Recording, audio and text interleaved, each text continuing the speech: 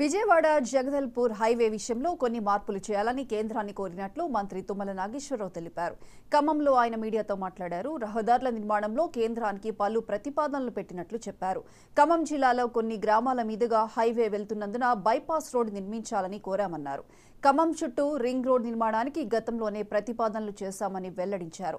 గత ప్రభుత్వం 180 కోట్ల రూపాయలు కేటాయించలేక రింగ్ రోడ్డును పక్కన పెట్టేసిందని విమర్శించారు. భద్రాచలం పట్టణంలోనూ కొన్ని రోడ్ల విస్తరణకు ఆమోదం లభించిందని వ్యాఖ్యానించారు. భద్రాచలం నుంచి ఏటూరు నాగారం వరకు, జగ్గయ్యపేట నుంచి వైరా తల్లాడి మీదుగా కొత్తగూడెం వరకు 4 లైన్ల హైవేకి ప్రతిపాదనలు పంపించామని మంత్రి తెలిపారు. 6 రోడ్లు శాంక్షన్ తీసుకోవడం జరిగింది ఈ సంవత్సరం యాక్షన్ ప్లాన్లో. ఈ 2-3 నెలల్లో వాటిని డిపిఆర్ తయారు చేయాలి. తర్వాత టెక్నికల్ శాంక్షన్ తీసుకొని టెండర్లు పిలవాల్సిన అవసరం ఉంటుంది. అందుట్లో ప్రధానమైంది కొత్తగూడెం పట్టణానికి ఆ రోజు కూడా విజయవాడ జగదల్పూర్ రోడ్డు జాతీయ రహదారిని శాంక్షన్ చేసినప్పుడు అది ఊరు బయట నుంచి రుద్రంపూర్ నుంచి పాలవంచ బయటికి తీసుకెళ్లాలని చెప్పి ప్రపోజ్ చేసినప్పటికీ